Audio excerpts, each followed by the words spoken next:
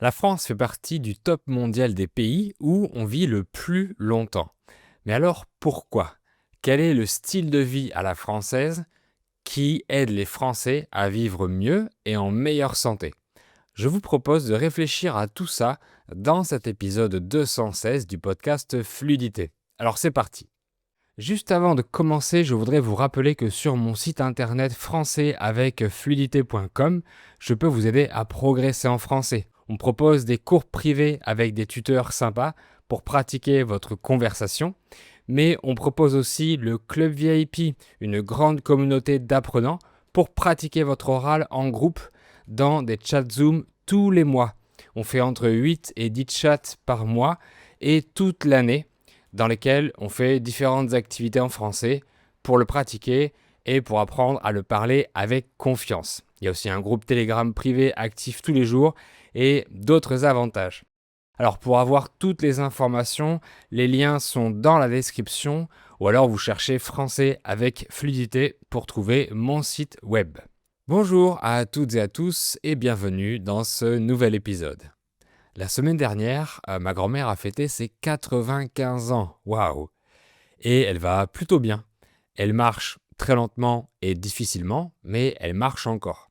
Elle n'a pas de problème de santé majeur, elle n'a pas besoin de lunettes et elle entend très bien. Elle n'a pas de dentier, vous savez, ces fausses dents que les personnes âgées ont quand ils n'ont plus les leurs. Ma grand-mère est très gourmande et elle a encore beaucoup d'appétit. Elle mange plus que moi. Et le midi et le soir, elle boit son petit verre de vin à table. Malgré ça, elle n'est pas indépendante puisqu'elle habite dans un EHPAD. C'est un acronyme pour dire un établissement d'hébergement pour personnes âgées dépendantes. EHPAD. Ce qu'on appelait avant une maison de retraite. Donc c'est une structure médicalisée où vivent les personnes âgées dont des soignants s'occupent. Elle y est depuis 1 an et elle s'y plaît bien. Elle est très bavarde, donc elle discute avec beaucoup de gens, ce qui l'aide à avoir du contact social. Avant, elle vivait seule jusqu'à ce qu'elle ne puisse plus être autonome.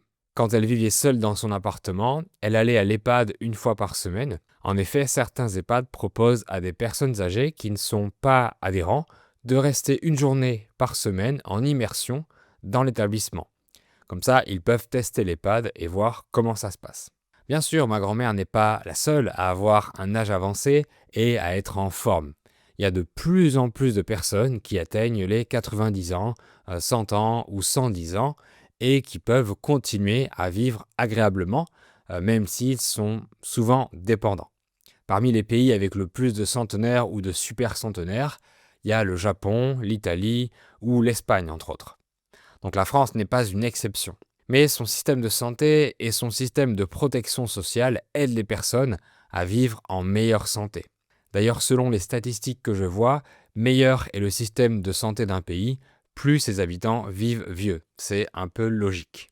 Par exemple, quand elle vivait encore toute seule, ma grand-mère avait le droit à des aides financières pour avoir une auxiliaire de vie qui venait 2 fois par semaine chez elle. Cette dame venait pour lui faire le ménage, lui faire la cuisine, l'aider pour sa toilette, etc. Donc c'est super important d'avoir ça en France. Ensuite, selon moi, la France a d'autres avantages qui aident les gens à vivre plus longtemps.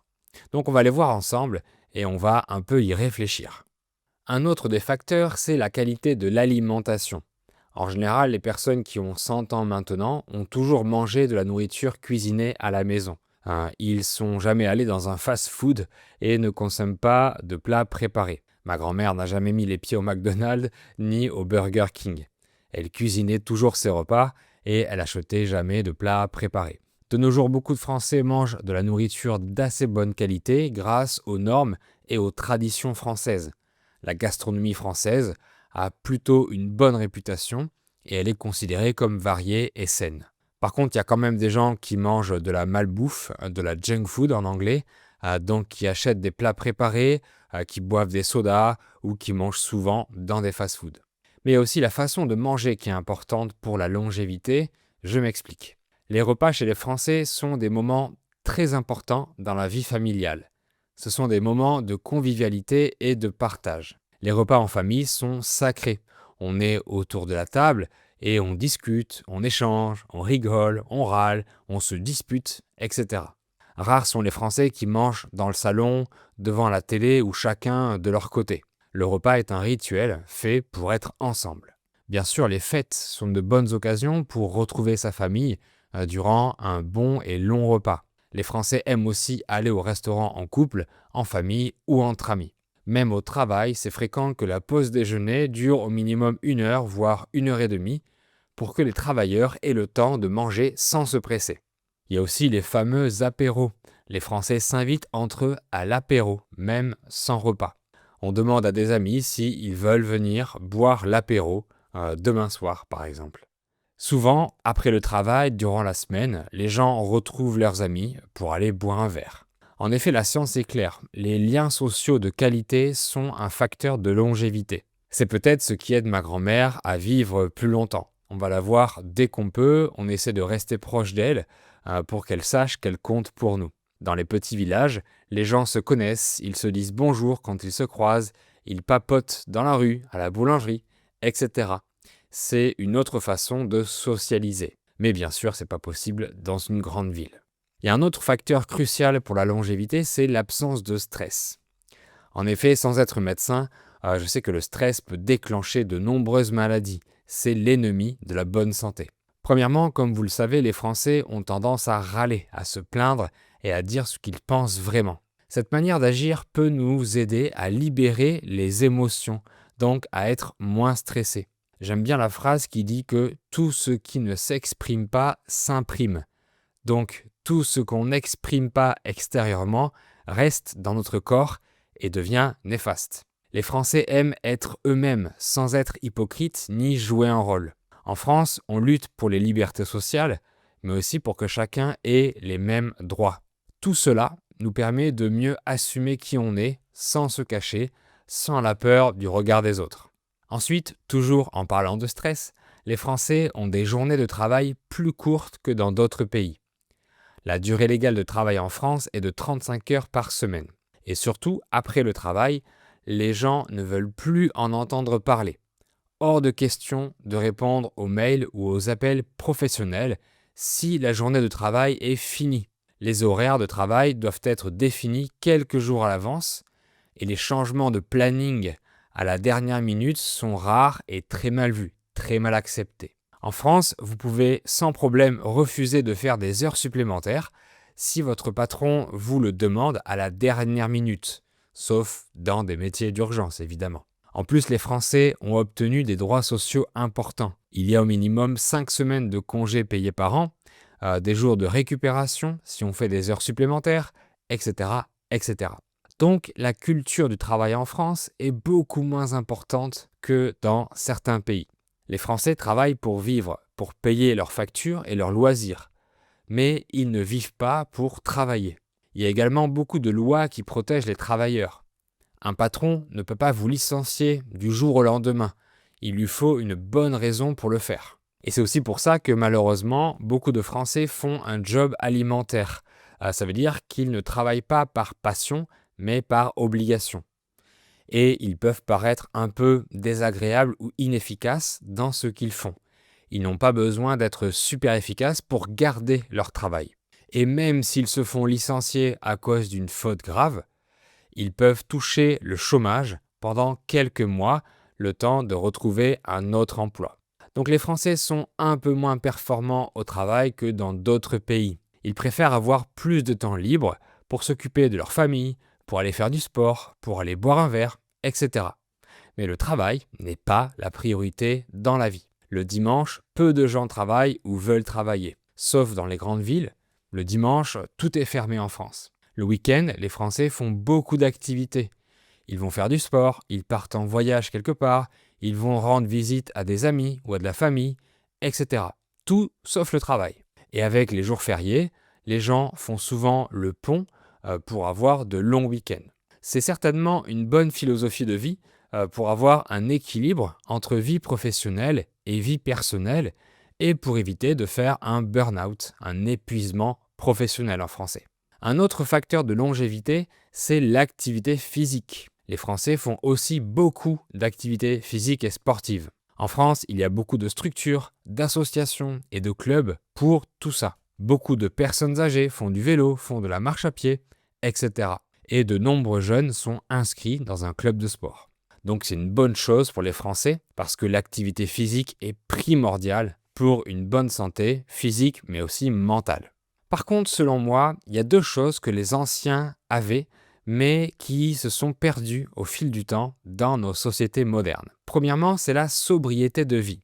Sobriété dans le sens de la simplicité. Ma grand-mère avait un train de vie beaucoup plus lent et raisonné que les gens de nos jours. Aujourd'hui, on a tout en abondance. Donc j'ai l'impression que les gens veulent tout faire, veulent tout avoir, tout acheter, mais aussi aller partout, visiter tous les endroits possibles. On a tellement de films sur les plateformes qu'on ne sait jamais lequel choisir. On veut avoir le plus de vêtements possible. Les enfants ont trop de jouets à Noël et pour leur anniversaire. Je vois autour de moi que les Français remplissent leur emploi du temps au maximum possible. Pour inviter des Français à une soirée ou à un week-end, il faut souvent les prévenir 3 mois à l'avance pour qu'ils puissent se libérer, parce qu'ils font beaucoup de choses. Je trouve que de nos jours, nos cerveaux sont surchargés. Sur Internet, il y a des contenus en abondance. Donc on gaspille notre temps et notre énergie mentale à vouloir tout voir. J'estime que cette surcharge n'est pas bonne pour la santé. C'est aussi parce qu'on n'en a jamais assez. On en veut toujours plus et on ne sait pas se limiter. C'est également néfaste parce qu'on a de plus en plus de difficultés à s'attacher à quelque chose, à être fidèle et patient. On prend plus le temps de connaître les choses et les personnes en profondeur. Si ça ne nous plaît pas, on passe vite à autre chose. On est de plus en plus superficiel. Même si je suis athée, je suppose que les religions permettent aux gens d'être fidèles à des croyances et d'avoir de l'espoir, d'avoir la foi. Peut-être que de pratiquer une religion nous aide à nous sentir mieux. Les publicités nous font croire qu'il nous faut toujours mieux. Le dernier smartphone est mieux que celui de l'an dernier. Elles nous font croire qu'on n'est pas assez bien, qu'on doit être meilleur que les autres. Donc je pense qu'il faut réapprendre la patience, la modestie et la simplicité qu'ont connu nos ancêtres. À quoi ça nous sert d'avoir autant de possessions, autant de choses qu'on n'utilise que 20% du temps? Regarder autant de divertissements? Au lieu de perdre notre temps à se disputer avec des inconnus dans des commentaires d'une publication sur un réseau social, est-ce que ce serait pas mieux de prendre ce même temps pour discuter avec nos proches, avec des gens qu'on aime et qui comptent pour nous? L'abondance ne fait pas le bonheur parce qu'elle ne peut pas nous apporter de la qualité. Soit on a beaucoup de choses superficielles ou superflues, soit on a peu de choses de qualité qui sont vraiment importantes pour nous. Et cette simplicité pourrait nous faire ralentir notre train de vie, notre rythme de vie. On gaspillerait moins de temps à faire ces choses superficielles qui nous saturent. Et selon moi, si on ralentit notre rythme de vie, on sera moins stressé et ça nous évitera beaucoup de problèmes de santé. En voiture, les gens roulent de plus en plus vite.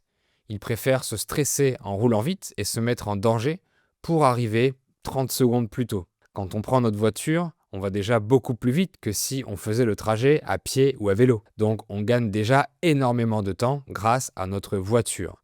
C'est pas utile de vouloir gagner 30 secondes supplémentaires. C'était juste un seul exemple parmi tant d'autres, mais il y a plein de façons de se libérer du temps. Mais malheureusement, la société moderne nous pousse à aller de plus en plus vite. Donc voilà le style de vie des Français qui leur permet de vivre plus longtemps et en meilleure santé. Mais certaines choses se dégradent selon moi, donc on doit prendre exemple sur nos ancêtres tout en profitant de ce que la vie actuelle nous propose, mais sans en abuser. Pour progresser en français ou si vous voulez soutenir la chaîne et le podcast, vous pouvez acheter mon livre En route vers le français avec fluidité. C'est un livre avec les meilleurs contenus du podcast, plus un contenu en exclusivité. Il y a bien sûr les versions audio et vidéo téléchargeables sans publicité, mais aussi des anecdotes, des jeux de vocabulaire et encore d'autres bonus. Cliquez sur le lien dans la description pour avoir toutes les informations. Dites-moi dans les commentaires ce que vous faites pour essayer de vivre mieux et en meilleure santé. Voilà, c'est tout pour cet épisode. Merci beaucoup de l'avoir écouté jusqu'au bout. Pensez à mettre 5 étoiles sur les plateformes de podcast, à mettre un like et à partager les contenus que je fais à d'autres apprenants. Et on se dit à très bientôt pour un nouvel épisode.